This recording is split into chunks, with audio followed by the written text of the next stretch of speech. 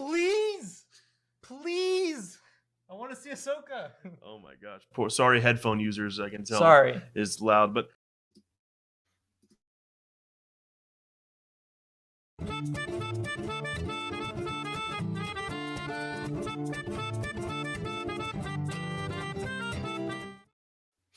Hey everybody, welcome to Steel Wars. I am Steel Saunders. And after 118 days, I can say, with the permission of show business, that I do love Star Wars. And we're back! We're podcasting in the middle of the night. Not because there's some big finale, some announcement. It's because we're allowed to podcast about Star Wars again as people that work on the fringes of the dazzling world of show business. If you are joining us live on the on YouTube, or as Harry calls it, Pause app, because of the little button. Way better name, Pause app. Oh, could have really made some money with that. Blew it. Pause. I don't even know what I was talking about then. I was just rambling on.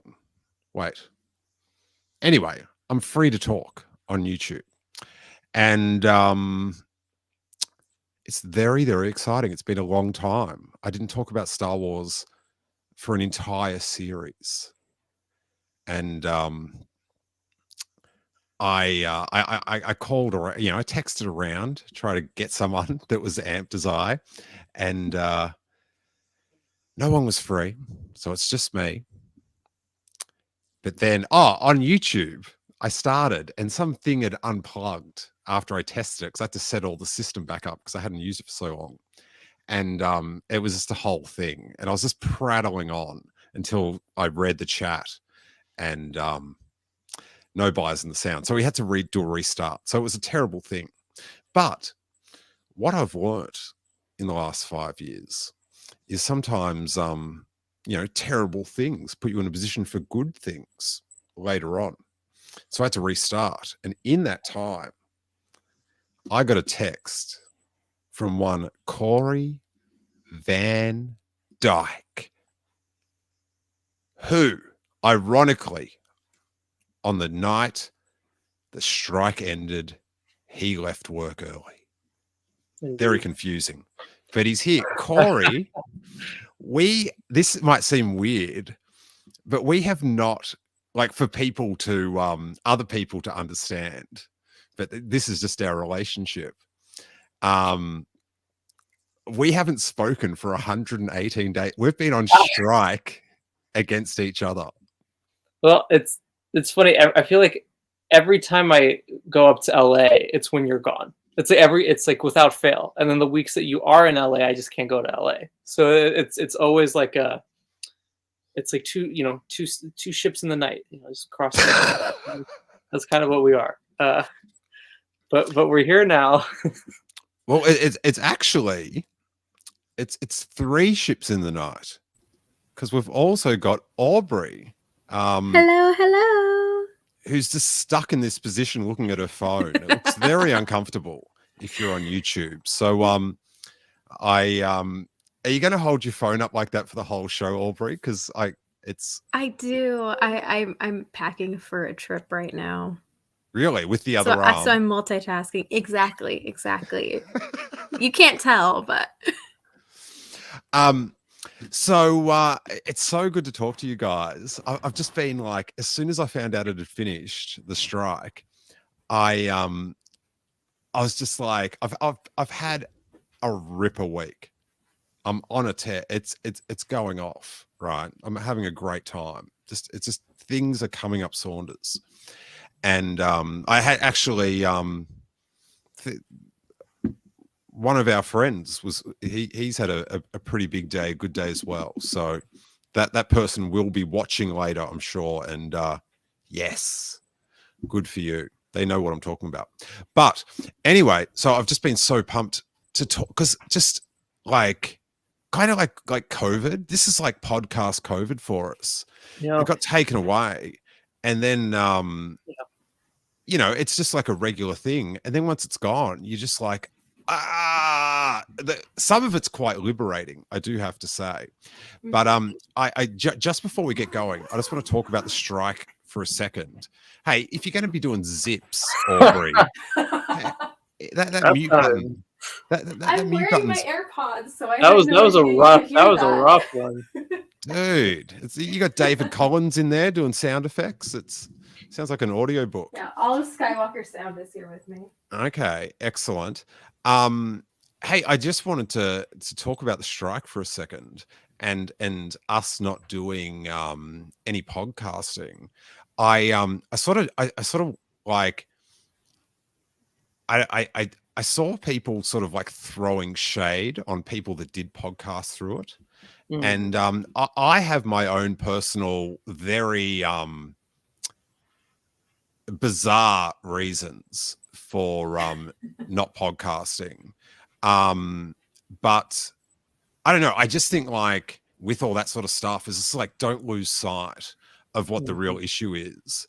And that's very rich people trying to rip talented people off. And, you know, I've got this fringe connection to the whole industry where I couldn't like do podcasting, and I was fine with that because the actual job of being an extra and all that sort of stuff has brought me untold joy. So I respect it with all my, like, just because like that industry, that job gave me such happiness and also money when I really needed it just after COVID. But yeah, so it's like that was our choice. And like I do have to say, I did not boycott listening to the Star Wars podcasts that were getting made. I had I won't name and shame the scabs, but I did have a good time listening to them. And it was so weird. It was so weird to and kind of really relaxing to go through Ahsoka not podcasting just for a change. I did miss it, but it was interesting. Now, Corey, as we opened with, you've been known to scream in a very, like, admittedly embarrassingly high-pitched tone. Wow. That please just show me Ahsoka. Yeah. So this was sort of your golden moment as a good. Star Wars fan. And how was it being all bottled up? And how long until your pre-recorded and edited reactions go on YouTube? Oh, no. Well, Worry. so there are no reactions. We didn't do any at all. Aubrey specifically works in the industry as a full-time job, so she's kind of, her and I had a big sort of discussion about what we were going to do as it happened. So what you're saying is she's so jaded in the industry that she no longer has a reaction. There you go. Yeah. No, I mean, it was more like, so let me tell you how we found out about the strike and how like it dawned on me that I wouldn't be doing Ahsoka videos, because it was the weekend of San Diego Comic-Con, and Steele and I actually had a very fun thing planned, and it was going to be our Hasbro Star Wars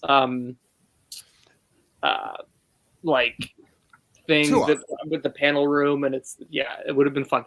But there started. Oh no, we had two awesome things planned. I reckon this was the hardest thing to give up. But then we had such a good time at Comic-Con. Like it was just it was awesome. But it was like we were going to do, this is like the best worst idea. They were going to live stream the Hasbro panel to me, so I could watch it and do live commentary from home. Yeah, it was going to be Dom and I. Yeah. And then like kind of like the night before, I sort of worked out like I can't do it. And then of course we were going to do the Hasbro tour, just walking around talking, which is just it's classic content, and no buys. But we did have a stunningly good time. It was so fun. Yeah, so we actually right when Comic-Con ended, the day after, Aubrey, Dom, and I went to a Padres game in San Diego, and no sports on the show, please. Remember all the rules, man. Come on. And we were all We're Uh, so we- not we- into sports, but we only went for Dom. Not at It all. was fun Dom, because no, Dom was Aubrey and I there. are not. It was a fun time, but we all got. I do have to say the things that I wasn't into that I had to do for Dom over the years. Oh, I can. I know, second that. I know it's a late show, but I still can't go into it. Yeah, it's not YouTube friendly. But yeah, we all saw on Twitter that when we were at that game halfway through that the SAG strike went through and all podcasts were told to no longer make content, and we all collectively reacted to it. Of this, Well, they were suggested.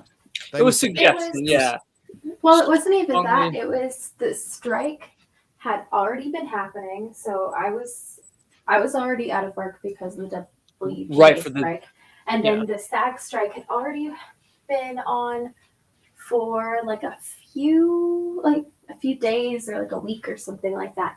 But SAG didn't have things as organized as the WGA is at first. So they Yeah. were kind of rolling out their guidelines. So at first they were saying one thing and that podcasters could still do things. At one point they were saying journalists couldn't, but then they rolled back and said they could. It was a lot of chaos. But they finally sorted everything out the day after Comic-Con. And so we thought we were totally fine, and we were still planning coverage because we thought, and we had talked to like SAG members and SAG people about what we could and couldn't do, and we were just ready to go. But then they released that, and just with that announcement, we realized we couldn't do anything anymore. yeah. So yeah, in regards to like reactions and stuff, did not do any, which were increasingly difficult as the weeks went on. But with that, I don't know if I'll do a reaction again. I kind of just I sort of like an Andor, it was so like if I was doing a reaction. Oh, and 1 year today since One Way Out. I saw that. Yeah. I remember that night. I remember that night very clearly. Very clearly. It's like poetry, it rhymes. If I was doing, I know the rebellion, right? But who's the can Fran Drescher not swim? Is she gonna? No, maybe it's her heart plush that can't swim. Her what? Sorry. So she was going to the negotiating table every day with the ANPTP execs and stuff with this plush doll of a little heart with legs. Oh. I swear I'm not making this up. This is just like quirky Fran Drescher stuff. And so there was some article that reported it, and so then people were making fun of her, but then she went and posted something and like owning it, and she's like, yeah, I'm doing this because like I'm still going to be me, and I don't have to be super serious in front of these like execs who are trying to take away my rights. So it's kind of like a funny, great meme at this point. So yeah, I've never had more respect. Yeah, picketing was a lot of fun. I went to picket a couple of times up in at the Disney lot. Corey, it's not meant to be fun, mate. Well, that's true, but it was well. I mean, fun in the sense that like everyone was united together for a common cause.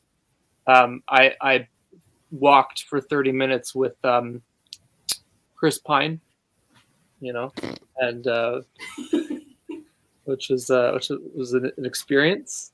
All right. Were the security nice when they asked you to step away, or a bit rough? No, it was just him. He was with a bunch of people. We were walking right by him the whole time. He does seem like one of the cool ones. Yeah, he didn't have any security with him. He was just kind of he was just talking to everyone. I tell you who's one of the realest ones out there. Mm-hmm. Josh Brolin. Really? That Thanos. does not surprise me. He was on the Tony Hawk podcast this week because he played like the Luke Skywalker character. He played like the Luke Skywalker character in this 80s skateboarding film called Thrashin'. And it's terrible. Like he's acting in it. Like the whole podcast is dissing his acting in it. But he's had this connection to skateboarding and he's always kept it. And he was on the podcast and he just seems so just like a real Harrison Ford, just like, oh yeah, I suss this out. Yeah. I do acting, I get millions of dollars, and I'm just going to live well and be try to be a good dude. But yeah, Thanos, Like that, yeah. top bloke. Yeah. It was but I think to what you were saying earlier, to not be making content, videos and reactions and podcasts and all that was very strange, because like it was a double-edged sword, because on the one hand it was kind of nice not to edit reactions at 2, 3 in the morning and put them out and all that was kind of nice, but it made me miss it. Like shots fired, Araj. Well, I was living very much through them, watching their reactions, but I definitely I missed it a lot. Specifically, I for years since I started the podcast 10 years ago on our channel, and through those 10 years, I always said, man, I can't wait one day. When you were 12. Yes. I would say I can't wait to hopefully one day we'll see live action Clone Wars. And as the years went on, I really think they would never do it. So naturally, when there's a strike, that's when they do it. So that would have been kind of a crazy reaction, I think, and sharing that with everyone. That was very hard, by the way. Let me tell you, SAG, I'm ready for my next role because I think I deserve it. I did not tweet about that episode. I did not talk about that episode anywhere. So I think my next Jabeam refugee role should be considered, because you idiot. Well, all right. Well, there you go. There you have it. One of the classics. Yeah. Aubrey, what did you think of the whole affair? The SAG affair? No, the television program with the lady in it. The television program. At her head. The sabers with the clash and the force. Indeed. I freaking loved it. It was like the weird force fantasy show that I've always wanted. Honestly, I know a lot of people dinged the dialogue, and to be fair, some of the dialogue not great. But honestly, I think that makes it even more like Star Wars, because think the original trilogy prequels never really had the best dialogue, and so it worked, and it was amazing. If you I don't even think the dialogue's not in my memory that much, but if you if you like the dialogue and other people didn't, the worst Star Wars defense is it's always been terrible. That's not it's 2023. It's almost like camp, it's so not great. It's great. I agree with the first half of your point. It's so not great. Corey, your rebuttal. Okay, He so hated the dialogue. I won't get into it fully tonight, because Steele will do something this weekend, and hopefully you can join us for it. I didn't love Ahsoka. I liked it. There were things I loved. There's a lot more I didn't like. I think I've gone through a how do you call it when the cocoon, the butterfly flies away? I don't know, metamorphosis. Gone through a metamorphosis since the strike has ruined me a little bit in terms of my takes. My takes are worse than ever. So yeah, I mean, there's things I liked about Ahsoka for sure, but oh man, I have a lot of things to say about it. That I just won't say right now. That's my tease for the weekend, I guess. But I'll go fully into it at some point. I loved it though. It was magical. Every episode, I was getting goosebumps, and the music was just amazing. Oh, the music was Kiners are the best ever. It's just so good. It was so good. I was crying a lot of it. And then Hayden, oh my gosh, Hayden, you can't get any better than having Hayden in the show again, or in any Star Wars thing again, or anything again. He's just amazing. He's perfection. It's perfection. The end. I don't think I've said what I've thought about it. This is my first public announcement, everyone. I thought there was a couple of good episodes in the middle. Oh, no. I thought the last episode dropped so many balls. Mm-hmm. And there's things that happened in that last episode that make me worry about this movie I'm looking forward to and what the plot device will be. And I think as a fandom, we should all raise some money, get Dave Filoni some emotional help. Hugging is okay, David. It's fine.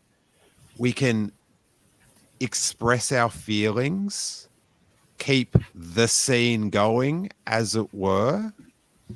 And when you go into those therapy sessions, Dave Filoni, don't wear your hat or your stormtrooper outfit so the people in the office don't have any idea who you are. Take your helmet off so they can see your face and they don't worry. Oh, sorry, that was I drifted off into advice for Ezra Bridger. Sorry. I drifted. But One of the same. There was a few of those middle episodes. The Hayden episode, it was like one of those if they do it right, and they did it right. Like, it was just brilliant. The Balin stuff towards the end was just like devastatingly delicious because of what happened to Ray Stevenson. He was amazing. Oh my gosh. Just up there with the greats. But yeah, I just worry about the future of it because they're building this thing and I don't know what's in those tombs, the little caskets, what they're loading up. But if they move as badly as those stormtroopers, that's going to be a dentist trip of a movie. That was such a flop. I just worry, like, what's in is it witches? And it's just like, it's just getting a bit too fantasy, like, but that's the stuff I didn't. That's why I love it, though. Ugh. I love the fantasy. I love the space fantasy thing. You like the stormtrooper zombies? I mean, would I have thought maybe there could have been a more compelling version of like some sort of like villainous grunt? God. Sure. However, like as a big my Legends God. fan, I did like the zombies. Corey, do you have arguments like this where she goes, maybe I could have handled that perhaps in a less conflict generating manner, but Truth be told, yeah. Still, one, I'm a woman in the Star Wars fandom, so I do have to be careful about how I say things. But two, No, not with also me. like, I think it's like, it's like a nice solid B plus. Like it's good, it's passable. Would I have been okay with an A plus or an A? Sure, but like zombies are like a B. I'll rate it a B. Aubrey It's and I had many. they ironically start with a Z. Isn't that weird? Throughout the course of the show, Aubrey and I had a lot of debates about it and our opposing words. feelings on it. Because, yeah, I think everything you said, Steele, is what I thought as well. I actually have some issues with the 5th episode. What was the 5th episode? I'm so out of the ballpark. The Clone Wars one. The Anakin one. I have some No way. That's fascinating. I have some things to say about it. Do you know what we should do? Commentary episode. Oh yeah, I love that. Great. Yeah, I think there's definitely a lot to say. Now the Stop shuffling, Aubrey. I'm packing. Well, you guys got to go to The mute button. I gotta say, the thing with like Ahsoka the most with the show is the fact that like it very much is sort of a, a continuation of Rebels and what we got from there.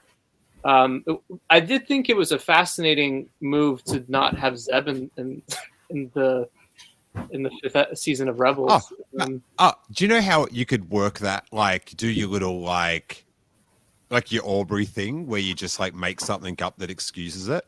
Right. Yeah, you could say, oh, they're saving the big reunion, like for later on when they're all together. Like you could say that, but then you have to take in consideration that big reunions, they just got flopped all through the.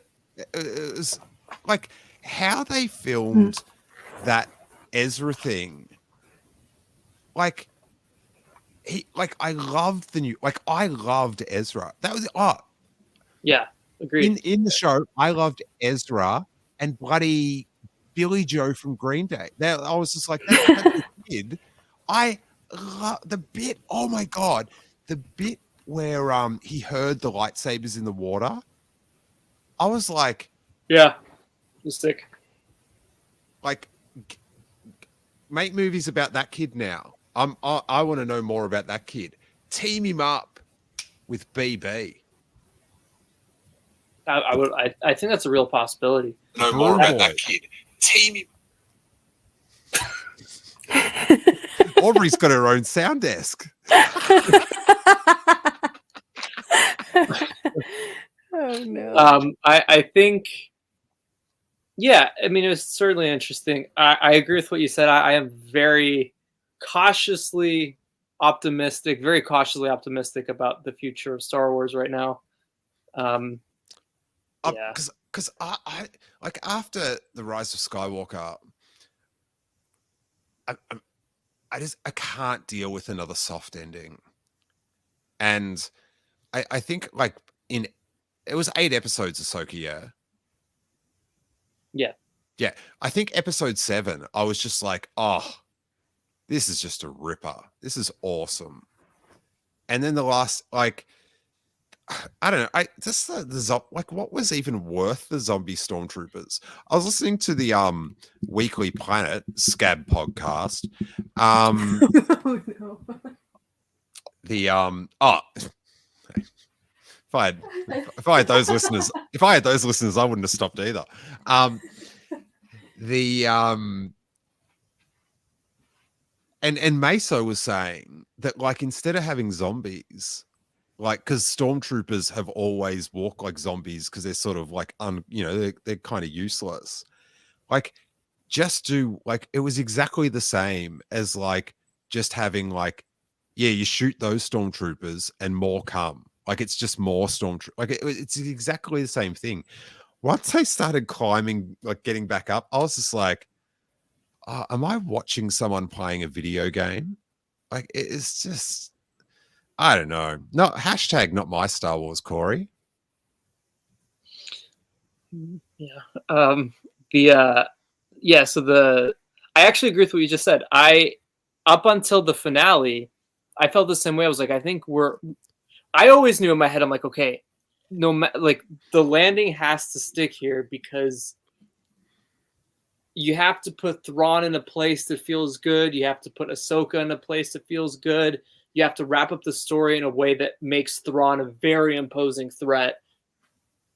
And then what's his plan? What's his goal? Does he have an army of zombies? Is that okay? Like that's kind of, I mean, when you go into, a whole other galaxy and you have a ton of different things you could pull from that, a ton of new villains you could pull from that, new threats. It's interesting. Yeah, anything. It's interesting that the move is Stormtrooper zombies for sure. That's definitely interesting, for sure. I'd like to speak about the Clone Wars stuff one more real fast. My God, I loved Ahsoka and Anakin in those flashback sequences. Like, I can't even begin. Like, I think Ariana Greenblatt is the perfect young Ahsoka. I think Hayden Christensen nailed the essence of Clone Wars Anakin. And he also, you get little versions of Hayden in there of the old Anakin and the Clone Wars Anakin. It was a perfect blend. I would love to see more of those two, specifically Hayden and Ariana do stuff. Their chemistry is so perfect, and it was incredible. It was cool seeing live action Rex. He was great to see. That's a character. That's another. I don't even want to go into it right now, but Rex, very important character to me. Very important character to Ahsoka. So I found it very interesting that he had 12 seconds of screen time total in the show. And no clone faces. All of them were covered. Oh, that's a whole rant I could get into. The wrapped up clone heads, like the 5 of them, they were all on the tables with the wrapped up heads. Interesting. Yeah. But the music, we got to touch upon the music, because the music, the Kiners, I mean, God, every week just killed it. That soundtrack. Why do you reckon? Wait, was Tamira Morrison's head on any of them? No, dude, it was literally, it's a row of a bunch of stretchers, and all 3 clones on those stretchers. Who did the voice? He did the voice. But okay. Yeah. But they just didn't want to bring him weird in. Yeah. I don't know. They got him on speed dial, I would assume. So. Yeah, but remember he sort of had that thing at the convention in Australia where he was like, he did. We had the budget cuts, and Disney are trying to save some money. After the strikes and during the strikes, I think we've all seen how greedy these studios can be. So it's now things, even in my own experience with these studios, I can very much say that there is a lot of problems there, and none of these studios are very good. So I'm not shocked that something like that happened. Oh man, these dudes that like that Zaslav last year, he got all these bonuses for some reason. $200 million. One human. Too much clicking, Aubrey. Too much clicking, Aubrey. Sorry. Come on, professionalism, even in this amateur environment. Is just clicking softer now? It's very strange. Oh my stars! Wow. Thank you, Rebecca. A green cow. $30.99. What does that mean? What is $30.99?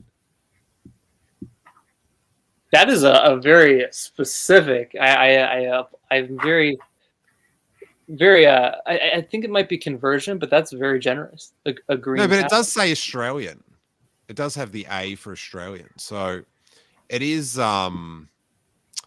It's like it's very welcome, but it asks more questions than it answers. If you listen to the podcast, Rebecca just gave us a super chat of $30.99, which is and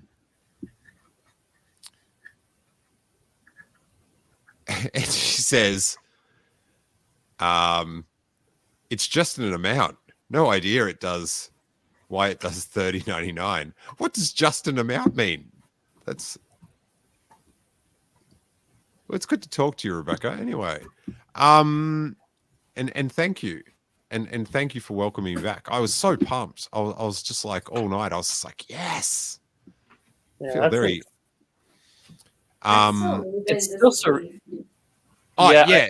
But these dudes that make it's such a bummer that these films about heroic people that are meant to teach us life lessons, run by their hearts have been eaten by just trying to reach these stock market achievements. It's like how they had that report, how one of them, and there was a lot of very strong rumors about which one it was, that said, we'll just starve them out till they're in their cars, and then they'll have to like that sounds cool, maybe, if you're a prick and you're like, yeah, Brad Pitt in his car, that'd be awesome. But it just trickles down. There is like in the Rise of Skywalker, when the fleet of the galaxy turn up, like that's every morning on a set. All these different people, like catering people and makeup people, costume people, like carpenters, and like they have to suffer like they don't get paid. Like they've been without it, like, and they got like it's not like some, you know, drug doing partying actor. It's like people with like kids and stuff. And I know my friends around here, some people are, you know, they're in like, you know, like sound or lighting or, you know, but they work in like TV and movies, and they have had barely any work, and so like they're going into Christmas. That's why I'm so happy, because it's like all these people now are just like, yes, we've got like a month and a half to like get some cash to have a good Christmas and stuff. It's like, well, like I my job actually, I try not to be super public about my job because you know, it's Psychos Online. yeah, but, well, not many people want people, you know, that you're the one that gives Dwayne Johnson his growth hormone, but you know, like it's fine. I hear he's a great guy. Exactly, yes. But anyway, but like my job is one of the jobs that is dependent on actors and lots of actors on set. So for example, like when we were all in Kenobi, there are a ton of people who did our hair, did our makeup, did our outfits, who were helping to direct us, all that stuff. So with the AI stuff that the studios wanted. There was one lady whose job was to make us space dirty every morning. Yes, exactly. She had a space dirt and she'd paint us with space dirt. And and like if AI happened and these jobs weren't protected, it's not just the background actors' jobs that would go away. It would be so many people. It would even go into like craft services. It would start going into my job and people who aren't on set but are helping to support people on set, things like that. And it would just be awful. So like this issue isn't just the actors are holding up the industry because they're greedy and they only care about themselves and no one else. No, they're fighting for, and they were fighting for everyone else in the industry as well, who would be totally affected by a lot of what the studios were proposing. It goes all the way down to whoever's working at the donut factory brewing up those amazing honey core donut things that only come one in a box. But they're not getting ordered anymore. It's just I have lost I've lost so much weight because I just forget to eat when I'm at home. I get too occupied. But when the donuts get brought out, you got a donut. Come on. I feel like I've gained weight since I've been unemployed because of the strikes. Because like all I can do is eat my feelings. You know, it's weird because like I feel like for me, I've been working more than like I've just been working like all the stuff that like, you know, all the, you know, podcasts and going to premieres and all the podcasts and like being able to go do stuff in LA or extra work, all that stuff. Like I've kind of not even been very in tune with Star Wars or anything really going on at all.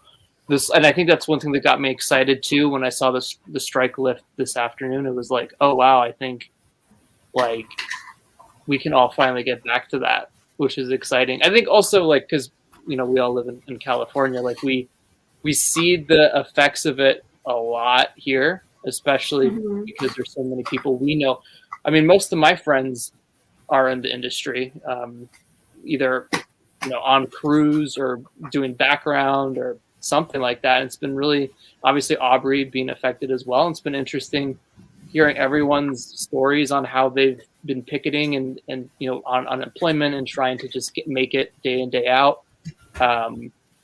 So yeah, I mean, I was super nervous for them. You know, I am in the category where I'm not quite in the industry. I used to be, not really in it as much now. But like, it's been interesting seeing all these people sort of been affected by that.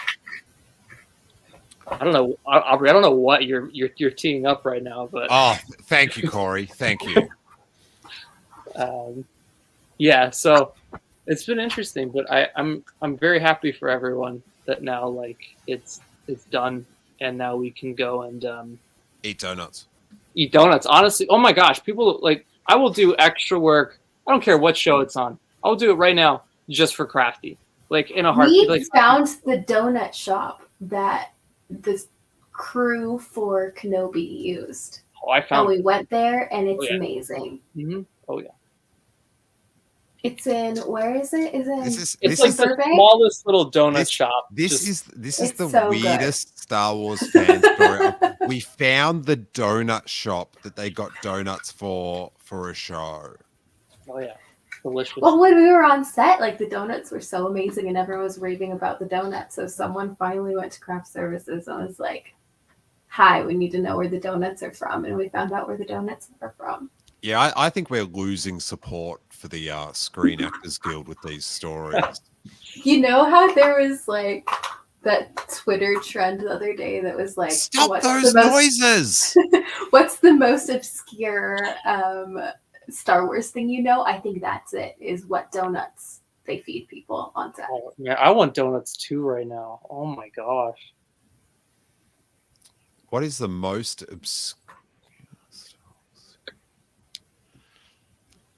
Yeah, I don't know. I guess it'd just be like weird things you remember from set would be mine because I was the only one that witnessed them.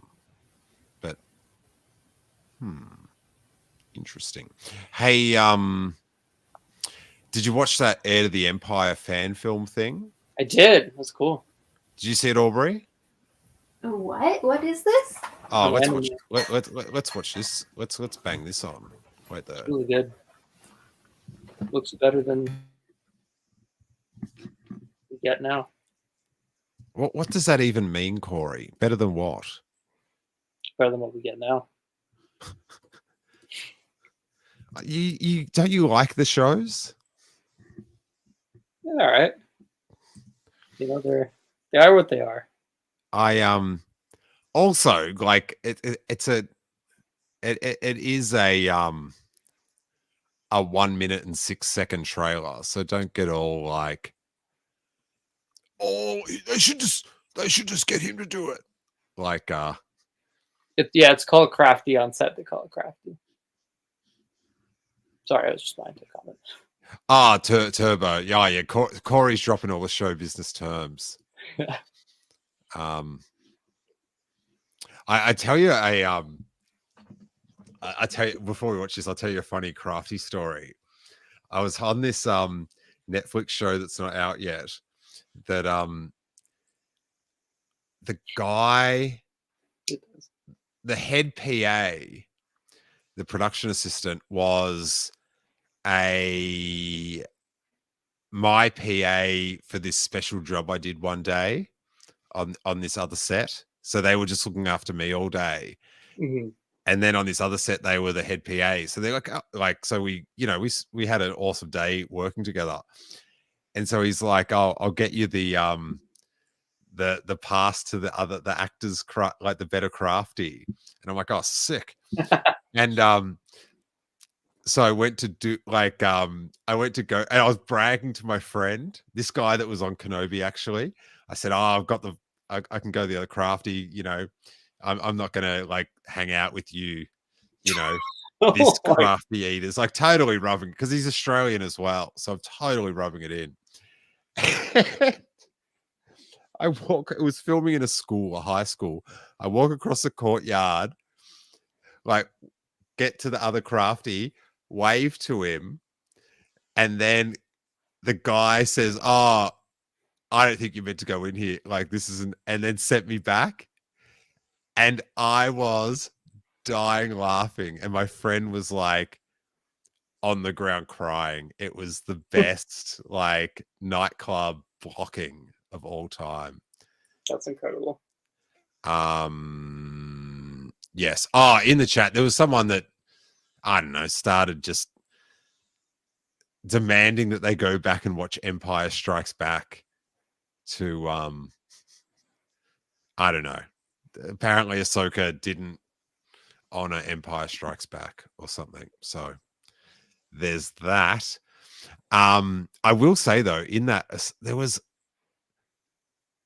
in that asteroid thing, which was Super Empire Strikes Back, I think the droid, someone says will be pulverized or something. And I was oh, like the references weren't that bad compared to Mando season 3, but there was some where it was like, is there no one in this room, in a room, to go, maybe. I think like how often are we gonna like I know it's like it's poetry, it rhymes, but are we just gonna keep overlapping, just like continually pulling these like very ham-fisted references out of these old films? Like, I think to your point, Well- like let the man speak. I think we're gonna say the same thing, Aubrey. I have a feeling. To your point about, I always think Aubrey's going to make up some excuse now that why it's cool. No, I was going to help your point.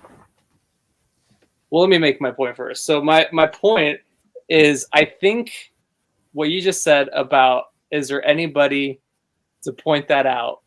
And one of the things in the WGA rule in the New Deal is you have to have a writer's room no matter what. You can't have one writer. Thank And I God. praise God for that, because boy, do you need more people in there to go, maybe not that line. Maybe not that one. Oh, you look old? Maybe not that one. Maybe pull that one. You look old. Oh, God. I'll say this real quick, and I'll talk more about this later. That the Anakin Ahsoka dialogue when they're in the World Between Worlds or whatever she's in before the Clone Wars flashbacks, I wanted to love that scene. I truly did. But the dialogue destroyed me. It took me out of it completely. Writer's room, very excited for that. Sorry, Aubrey, go ahead. No, yeah, that's what I was going to say. WGA, writers room minimums. Woo! Think how much better Mando season 4 will be. I don't know if that can be safe. We'll see. Yeah, I have no faith in that one. my hopes are underneath some old Star Wars insiders under the desk here, I think. Listen, I'm very excited for Bad Batch season 3. I'm very excited for Tales of the Jedi season 2. Andor season 2, brother. I am looking forward to seeing Andor season 2 and seeing more Skarsgård. Yeah. So. Have I complained about Sabine yet? No, but you should. Because I feel like this will be really bad. I'm being very good tonight. Go ahead. Okay. First up, love her. I was a massive fan. And I thought, like, to me, and I'm not that invested in Rebels and stuff, but it was like they made the animated character off her. Like, I found, like, for me, it was the character where I was like, most thought it was the same person. Like, do you know what I mean? Like, I didn't have that disconnect. They really assimilated for me.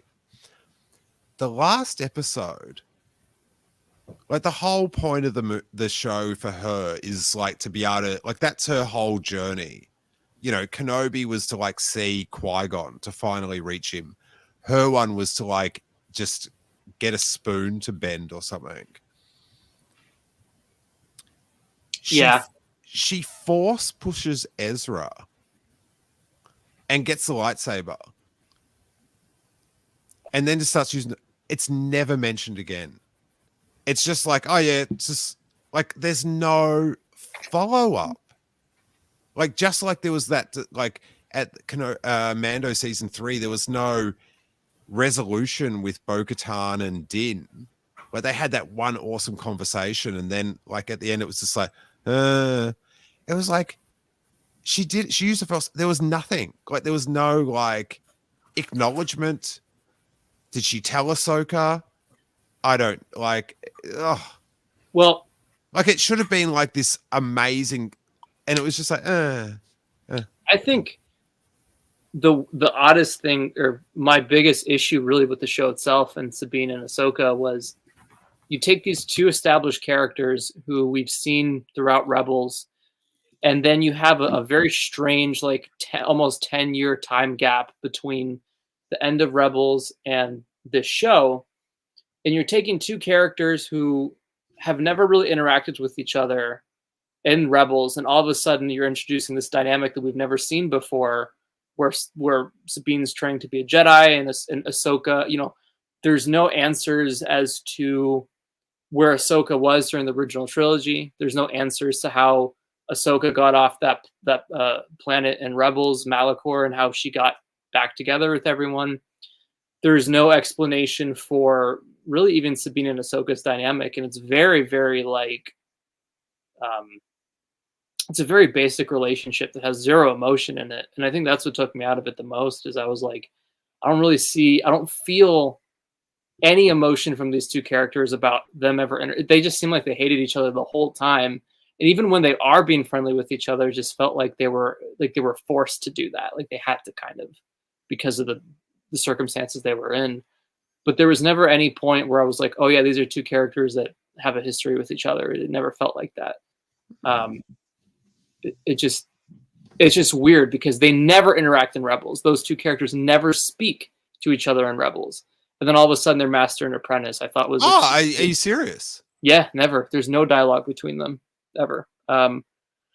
So... Wait, but then at the, as I said, I just watched Rebels while it happened, and yeah, I remember what I remember. But I do remember at the end, Ahsoka turns up in the... Yeah. Aside from that moment, she's on her way to Comic-Con to be Gandalf or something. Yeah, so the only difference, the only time they've interacted is that little epilogue scene where they see each other. No way. Mm-hmm. And so, heck, I don't even know. Ahsoka might have only said one or two words to Hera. Like, she was very, very, in that episode with Kanan and Ezra and with Vader. But other than that, Ahsoka was very rarely in Rebels. So it just, it opens a whole set of questions as to why wasn't certain. The problem I had with the writing was it was a lot of mystery boxes on top of mystery boxes, where it was like, you have to fill in the blanks. How do you think this happened? Because it won't be explained.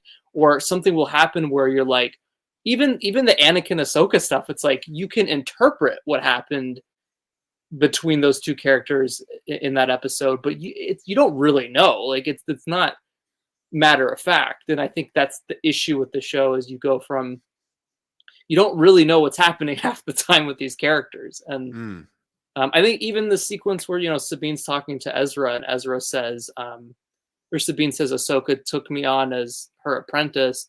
If I were Ezra, I would have been like, wait, last time I saw you, you were not Force sensitive and you weren't a Jedi. So what is, like, he's just kind of like, oh. I have a lot of, yeah. So on that, right? Yeah. And this is a bit of a what if. But I think we assume that this Rey film, John Boyega is going to come back for it. Mm-hmm. What, 50%, Corey? Like on him returning? Yeah. Yeah, I would say 50-50.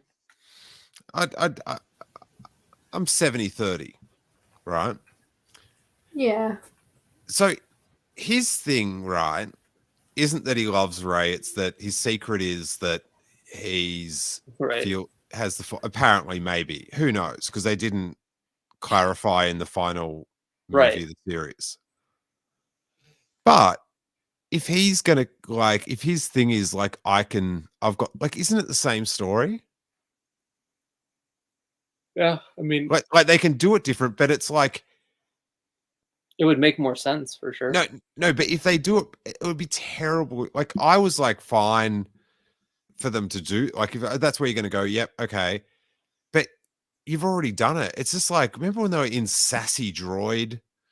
Everything had a droid. This isn't your daddy's droid. Yeah. Yeah, I just like it. Just seems like a double up. They haven't done it. They haven't even announced he's in it. But it does concern me that it's just going to Well, be I sort think- of like because how do you can you have him back and then it's not followed up on? I think a lot of the issue with Star Wars right now, well, I mean, there are many issues clearly, one of which is the mystery box. But the second one would be that they find tropes that are cool, and then they just reuse those tropes and run them Oh. into the ground and beat the dead horse until it's not a horse anymore and you're just beating the air. And that's one of them at this point, which is unfortunate because, like, I would love to be excited about certain things, but when it's happening over and over again, it's a little bit hard to be excited or surprised about them. Mm. Yeah, I think that's kind of, I think what draws me to Star Wars animation the most out of anything is, like, and this is what I really love about the Bad Batch is, I feel like they tackle things that we haven't seen in Star Wars before, and they're actual answers to the things we see as they grow the story arc. And it's something in live action that I feel like recently there's been more of a focus on the cool actiony sequences in shows versus a lot of character development and this is just across the board. I think specifically it's a Mandoverse thing where, like, Mando season 3 was just so poorly written from start to finish. Book of Boba Fett suffered the same sort of writing, and then this is no exception too. It's like we never get time to really sit with these characters. I would have loved to have seen Ahsoka go through the emotions of her, dealing with the aftermath of Vader and Anakin and leading up to that 5th episode where she sees him again. That would have been great, but we never got that. There was no emotional payoff to that. And even when she does see him again, it's still very cloudy and there's no emotional payoff. Maybe at the end when you see his ghost, and that's cool, but that little moment in the finale where Sabine talks about how she or Huyang tells Ezra in a plot dump that the reason Sabine and Ahsoka parted ways was because Sabine's family got all destroyed on Mandalore, and that caused them to drift. And it's like, wow, that's just like 2 sentences in the whole show as to what happened between them versus just showing it or giving us a more emotional moment between Sabine and Ahsoka. I'm all for paying for the GoFundMe that we've proposed for Dave. I think it might need to happen.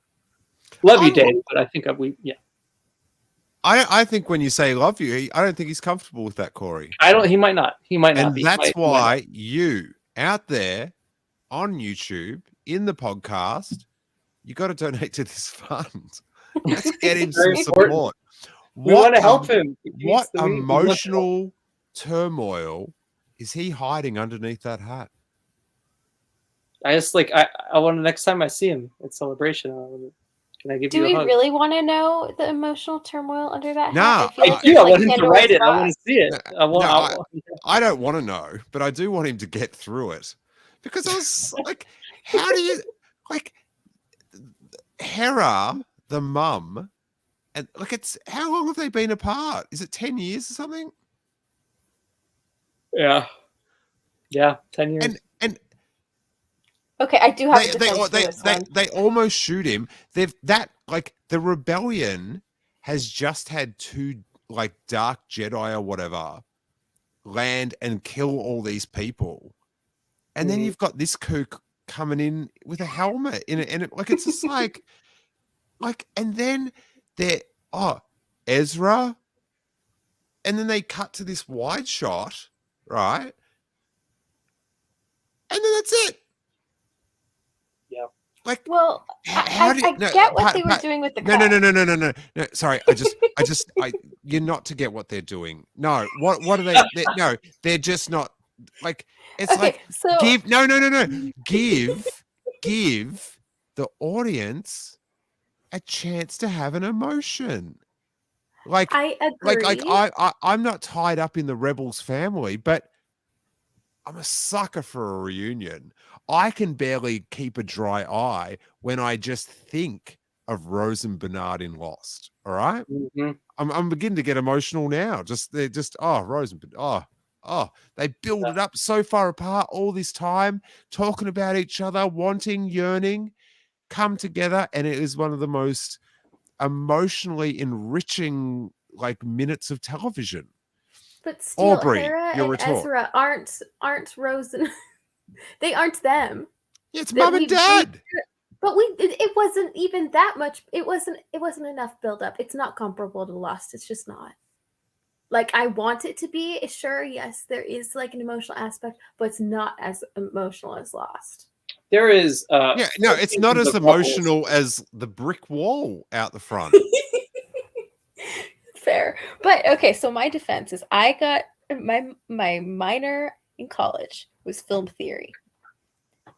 And I know, and it's going to sound super nerdy, so I just would like to have this disclaimer. I'm going to sound like such a nerd. She's used this on me many times. So you at college, you're a minor in film theory. Yes. Okay, well, at everything, I'm a major in being right all the time. Okay, no. Okay, so like cop that sweet. Put away the narrative story emotional part, right? Oh. So the shot is why Ezra. The shot is Ezra and Hera, right? And then you do so. Imagine they're like at 2 points of the screen, right? And then you do the white. Aubrey, we can use this as evidence. We can use this as evidence in the court case to get your refund for whatever you paid at this university. No, there's no. After the wipe, Sabine and Ahsoka are in those exact spots in the frame. Oh, that's amazing. You did a visual trick and didn't give people a chance to happy cry. But it's cool. It's like poetry. George Lucas messed things up too. It's the Star Wars tradition. Okay, so yes, narratively, yes, they should have hugged. However, the film theory part of me nerded out. I was like, oh, they did the thing. And so I was excited. And in a way, you could say, and this is totally extrapolating, and you could say that they're comparing Ezra and Hera's relationship to Sabine and Ahsoka's relationship. It's honestly your worst take. And you have some pretty bad takes. I love you, but you have some pretty bad takes. Listen to yourself. It's not a great take. I told you it was going to sound nerdy. I told you it was going to be bad. No, it didn't sound nerdy. It sounded oblivious. Oh yeah, that was really rough right now. Wow, I told you it was going to be rough. I know it was rough. Did that gas leak at the university get fixed? I did live in an apartment with black mold. A lot of black mold for a year. So that could be it. Now, Steele, hold on. I want you to put yourself in my shoes for a second. Just for a second. This is me all the time. This is Dude, I am not wearing Crocs for any little story. I don't care how wrong Aubrey is. I'm not putting them on, Corey. Oh, that's gonna follow me forever. Huh? Hashtag I stand with Aubrey. Thank you. Oh, Jesus. Terrible, Aubrey. That was. Oh, I know it's terrible. I know it's bad. And that's why I said I gave the disclaimer. It was bad. However, the little nerdy part of me was like, "Oh, I saw that, and I appreciate that." Because I'm a dork. Okay. I was going. You're confusing the words "dork" and "wrong." They're different.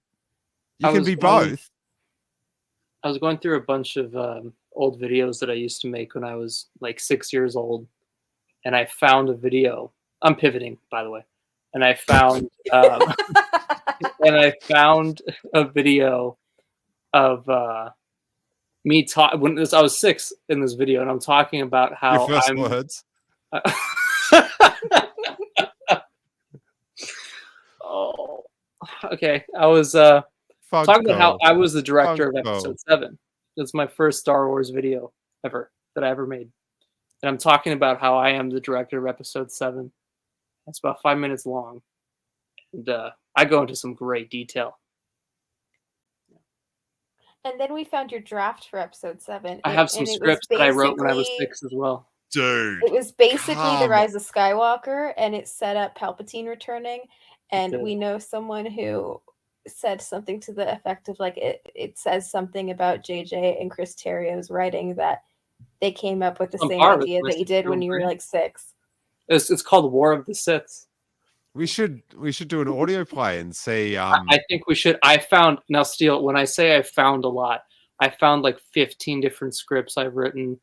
I found this is the camera, the old video camera I used to have, and I just bought all these like tools to set it up and download it onto my computer. I got some crazy stuff that needs to be shown. This is what we have to do reaction videos for, buddy. 100%. My Star Wars takes as a 6-year-old are crazy. I talk about the worth. Are they 6-year-old crazy, or are they Aubrey crazy? No, I'm on Aubrey's on another plane of plane. existence. Yeah. You seem, Aubrey, this is a weird thing. You seem to get some like exhilarating thrill out of No. saying these ludicrous things. I Like, do. No, I what do. is- It's because the self-aware part of me is like, Aubrey, you're ridiculous. But the You're other like- part of me is like, yes, this is amazing. don't bring up Lord of the Rings. Just don't like. No, this you're is like where- Oh like yeah, well, you're Lord of like the a- Rings. you're like a cutter of the Star Wars universe, like a Star Wars theorist, but a cutter. Like you like it's But it's very like it's like ironic though, so it's okay. Like in my brain, I'm like, No. I ironically think this. And no, it's funny. that's not how the world works. Like all those people that It's wear like camp. no, but you know how people wear Crocs now, ironic, like they're so bad. Sorry, Corey, but that they're now good. Like now, trendy people wear them, and it's like, oh, it's ironic. It's like, no, you're just wearing like dud shoes. Like there's no, and you're just making dud calls. There's no But irony. It brings me joy, Steele, and that's what I know, matters. but look how much it torments us. It makes me. It was difficult during the strike when I couldn't podcast about my feelings because this would be. Yeah, dumb. Corey's been alone with me in my like broken brain Star Wars thoughts like this. I've struggled. It's been hard. Corey's gone mad. I feel like I am a little changed. I'm not just saying that. Like there's something different about me. There is. Yeah, there's something different about him, all right. I no longer wear hats because of it. I can't. You're off muster the up. hats. Yeah, I've done. No, that. he's very much not off the hats. I don't know why you said that, but you did. So, I Corey, I literally just got you an Oogie Boogie hat that you wore on the pumpkin painting stream. You wore an Oogie Boogie on the pumpkin painting? The hell are you talking about? Are you having Aubrey, should we call 911, Corey? Is she having a seizure? Okay, so you know the Holonet Marauders. Shove it, You witch. know the Holonet Marauders. The Holonet Marauders, every year they do this pumpkin painting stream where they have everyone paint a pumpkin in like a Star Wars theme. So everyone painted their pumpkins and they always want us to be wearing different costumes.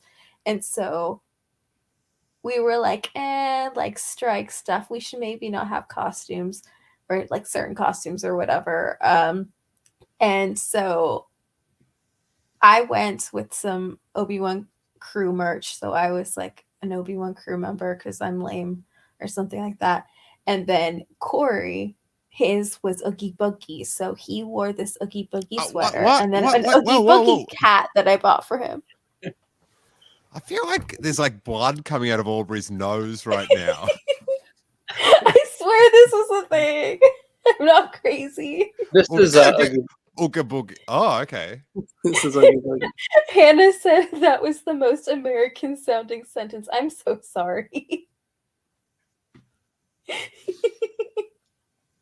I'm that American. I'm so sorry. No, don't worry. Don't worry. There's a lot of people who take that as a compliment. Oof.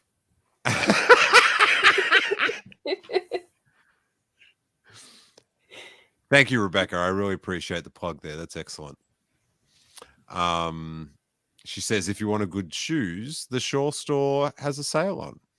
That's my It's my little brand and shop in Australia, which Do you sell Crocs? absolutely not. Bring me in. You could bring me in. I could really Yeah. make you Sign- money. Corey sign a could be couple your Crocs. spokesperson. Yeah. Yeah. I think I do. I think I do very well. I think you would get money that you didn't think. He can be your Awesome. Croc model. You guys, Aubrey, more great. Hey, do you sell Crocs? No.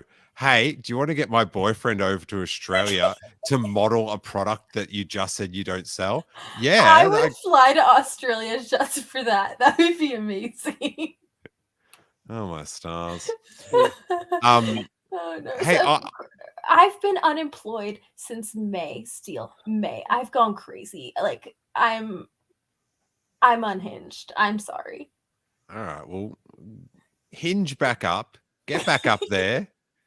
Oil up. Hopefully soon. Stop squeaking. Wait there, I got to check my phone. I was sort of hoping, this was my dream, that we'd go first of all, I hoped we'd go live smoothly at 12:01. That didn't happen. But I also was hoping that that as we went live, oh, thank you, Rayside. She said a nice thing about us on Twitter. So Oh, that's very thanks. kind. Appreciate it. Pot it Right, forward. Anna is the best. We love you, Hannah. I just real fast. I'm in a group chat with Hannah and a couple other people, some great people, and I don't check Facebook a lot, so every like 6 months I'll pop into that group chat and just say hello, and then I'll leave. And I do that. It's one of my favorite things to do. And I'm the And unhinged one. if he does it before Thanksgiving, that means it's going to be a long winter or something. I don't know. Exactly. No, I did it like a month ago, so I can't go back till next year. Okay. Great group of people in that chat. Great story, Corey. Yeah, I think so. I thought it was great. Have you been writing notes over since? I've got some bangers. I got to bring up the once a year group chat. Hello. Listen, man, it's Bring out the big guns for the return. I told you things have changed, man. The strike broke us. The strike broke us. Oh. I feel broke. I'll glue you back together, Corey. I'll give you a big hug. I'll come down to San Diego. Oh, as I was going to say, before I was looking at my phone to see if it happened yet. I was hoping at like 12:01, just my text messages were going to go off with like casting offers, like just all those. Like it was just like they've loaded them all up, and they're just like 12:01. It's like and but nothing so far. We should be hearing about like next steps early next week in regards to production. Ironically, I go to Australia in about like a week and a half. So, see, I was thinking of going to LA very soon, and I guess you're not going to be there. Well, we'll discuss that off it because I might. Yeah. Ships passing in the night, as Corey said. That's what we are. Planes passing in the night. But like Lost. Yeah, I've been the actual strike. It was well timed because I'm always working my ass off in my shop, but I had even more time just to really and get things done. And we're in a really good spot. Hence, I'm having Crocs, a great though. week. No Crocs. I couldn't do it. But I actually just realized just a second ago that it's like 1:36 in the morning. And we've been going for about an hour and a quarter. And I'm exhausted, but I'm also it's so fun to talk again. I'm kind of like annoyed at Star Wars at the moment, but I missed all the mucking about, you know. So it makes it special. That's what I mean. Honestly, like half the time, it's not so much the content; it's about everyone coming together to talk about something we all love, and to have those, you know, friendships and all of us meeting up for things, and that's what I think. That my favorite part about Star Wars has always been. And so losing that was a little bit, it definitely like stung a bit. And you could kind of feel that as the show aired, and even before it aired, the lead up to it, and realizing that there wasn't going to be, unless you're the Sith list. But, I definitely, I definitely missed it. Oh, Corey. I love those guys. I'm poking fun. I love that was. I'm so proud of you, Corey. That's how you give some shit. I love it. I love how at the beginning Steele was like, I don't want to name any names. We're not going to shame any of the people who scabbed, and then proceeded to scab a few minutes later, or not. Sorry, not scab. Proceeded to say different podcasts that. I love them. Yeah, stuff. Yeah, Aubrey, it's a personal decision. I thought you loved irony. You're such a big fan. I do love the irony. I said I love that you did that. That was great. I won't be able to join you guys this weekend because I'm actually going camping with Harry. We're going on our first little camping weekend. Oh, fun! So that's going to be just interesting. I'm not this might shock you, but I'm not really into like the camping life and dust and all that sort of stuff. Bugs. I like I like to have clean shoes, but we're going to have like adventures. Crocs. And then, yes. And I do have to say with Crocs, Harry does wear them because they are trending among 5-year-olds. And his best friend Dexy had them, so he wanted them. And he does look delightful in them. But that was the nicest thing I've ever heard you say about Crocs. But as an adult, I don't think you should aspire to dress like a 5-year-old that looks like he's having fun. You can act like a 5-year-old that's having fun, but you don't have to wear the big gumbo shoes. Hey, if it's part of your profession, you're in a kitchen, it's all fine. But come on. Yeah. No, my main thing with Crocs, if you wear them, just accept they're Crocs. Don't say they're cool now or you're wearing them ironic. Just deal with it. You've made a very interesting decision. You haven't deprived workers of much needed, money, the artists that fuel the $30 million you make all year, but you have put on some questionable footwear. So whilst we may make fun, we're sure, much like Corey, that you're true of heart and you're a great person. And you didn't deprive artists of the money in thanks for the millions of dollars you make each year. And I will say I did thoroughly enjoy everyone's, like, people who chose the podcast. It was Thank you for entertaining me during the strike. Thank you for taking it was great. And again, like, it was totally a personal decision. And I know a lot of people who still created content, but were also still using their platforms for supporting the unions and supporting the unions in other ways. And I think that's super, super great. Yeah. Absolutely. And at the end of the day, you did podcasts about Star Wars. Like, are you going to be upset or that, like, a billionaire said, oh, let's make a move out of their houses, then they'll accept the offer? Like, eye on the prize, stay on target, use the Force, it will be with you. Blow up the big Death Star, it explodes.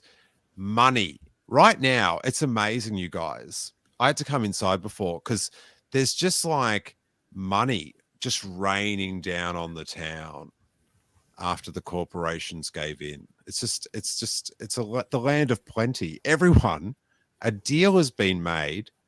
Come to Hollywood, become a star. They're handing out cash and free donuts on these sets. There will be a big, big, big production boom. So, yeah, I would expect by the end of the year that we're going to have a lot of announcements from from Star Wars. I would expect. Maybe, yeah. What's, I do yeah, think- I know. what's better than a I've been Star told Wars at work. announcement? You can always count on them. I mean, I think pretty soon we'll get the release dates for some of the shows. And Droid Story. that's not happening. It's just that's dead in the water. We have to, as we go out, that geek Andy. See, these people on the other side, you move That's to the other amazing. side of the planet, and then they think they can get a bit cheeky because they know you're not going to see them at the live podcast on the weekend or whatever. But listen, buddy, I'll be back in Australia in a couple of weeks. You don't know where, you don't know when, but he does give us a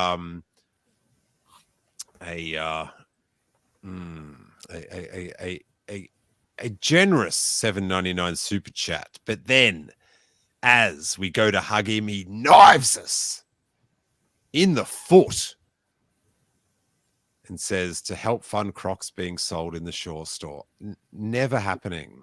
Like, I could, like, it would be such a, it'd be like, what has happened in my life? They're I'm- orthopedic. Like, Aubrey, you have a talent. Oh my God, Corey, you are a resilient young man, and we salute you. It's almost the- 2 a.m. I'm on she- one. I'm sorry. She's playing 5D chess, 8 moves ahead through several parallel dimensions with these. She can That's get just you. the tip of the iceberg. Yeah. But see, I'm funny at least. I'm witty.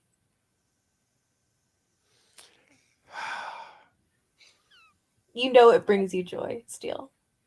You know it. Brings me something. When are you doing the stream anyway for everyone to? Yeah. So Do you remember how to plug, Corey? You used to be the best No. in the game. oh wow, yeah. Well, look at me now. So I don't know. I feel this is my. Maybe I could say that the Steele doing the podcast with you and the Chord Thursdays have been my favorite iteration of podcasting, my favorite show to do. So I have, especially as of late. Eat Well, shit, Noah. before the streak. And the Convor call, yes, of course, too. But so, we're going to do a stream on Convor call on Sunday night, Aubrey and I, where we'll be talking about Ahsoka and sort of our thoughts on Star Wars right now. I think we plan to have a couple friends on as well. So stay tuned for that. Like I said, we have no reactions to post from the show. I know a lot of people were asking me about that, but I didn't do any. And then we'll see what the new year brings in terms of what else we decide to do. But I thought it would just be fun to really go in depth on the Ahsoka series on Sunday night. I don't know. I don't have a time yet. We'll post that on our Twitter pages. Hey, did we make a time when we're going to do the live stream where we block all the Scab podcasts on Twitter? That'll be the next phase of Yeah, we'll be the ones leading the witch hunt. I just before I do have to say, like, and I've like at times definitely been guilty of it, but just to be free of all the bleh over nothing Mhm. on Yep. it's just 100%. and just It's not so dealing liberating. with all the kooks. We didn't even get to, we had so much fun. We didn't even talk about any of other news and stuff. But I was Googling. I just wanted to see the video of Ash Crows, and she just interviewed Kevin Feige, and they mentioned the Star Wars thing. Yeah. So I just Googled Kevin Feige Star Wars, and I just thought the video would come up first, whatever. But the first video that came up was like a pretty notoriously well-known YouTuber saying, Kevin Feige confirmed to take over Star Wars. And I'm looking for this interview where he says how, Star Wars, like the one he was going to make, it got cancelled. And so, I don't know, did it get cancelled so he could take over Star Wars? Is that the power play? Or it's such a joke. Who's to say? And it is shocking how repeatedly gullible our fellow humans can be. Just That clip was so sad. Kevin Feige looks so sad when he says no. I almost took it as some going, no, not that franchise. well. It's just, yeah. Wah, wah.